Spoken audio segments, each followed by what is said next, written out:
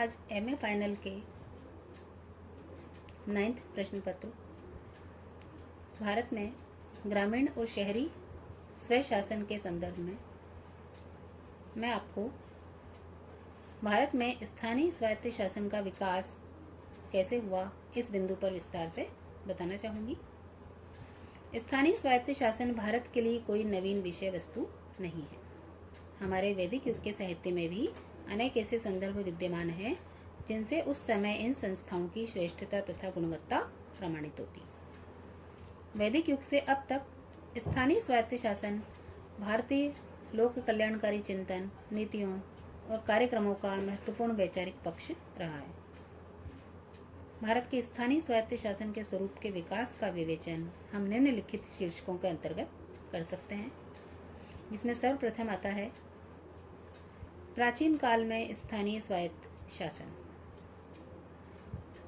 भारत में स्थानीय स्वायत्त शासन की संस्थाओं को प्राचीन काल से ही महत्व प्राप्त था और इन्हें निरंतर प्रोत्साहित भी किया जाता था। ऋग्वेद तथा अथर्ववेद में सभा, समिति एवं विदत्थ जैसी संस्थाओं का उल्लेख मिलता है।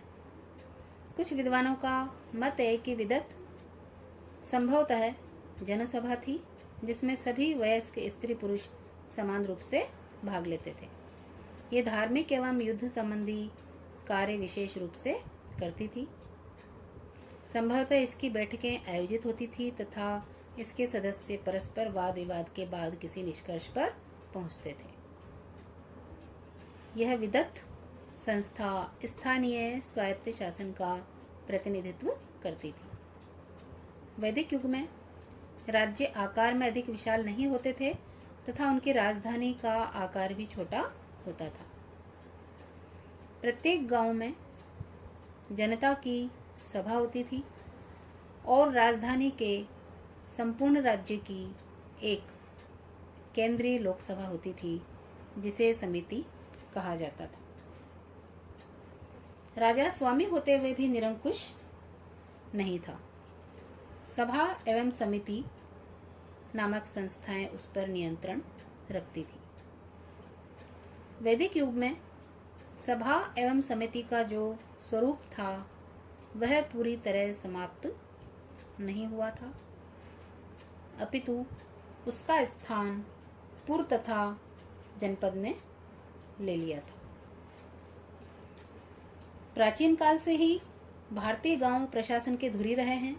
उस समय कस्बे के जीवन की ओर लोग बहुत ही कम आकर्षित थे।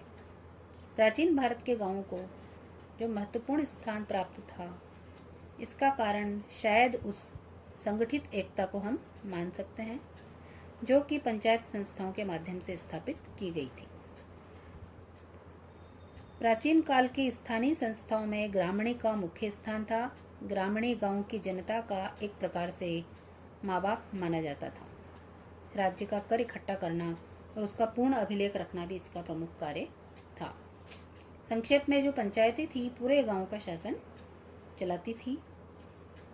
इन्हें काफी विस्तृत कार्य तथा शक्तियां प्राप्त थी।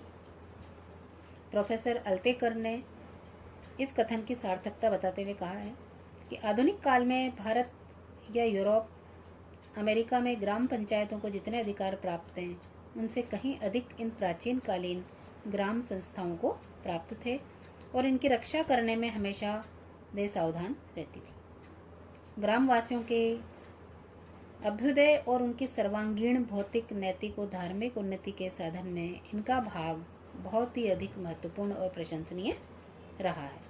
तो इस प्रकार से प्राचीन काल में ग्रामीण संस्थाओं का जो विकास हुआ वो अपने आप में एक अद्वितीय उदाहरण रहा।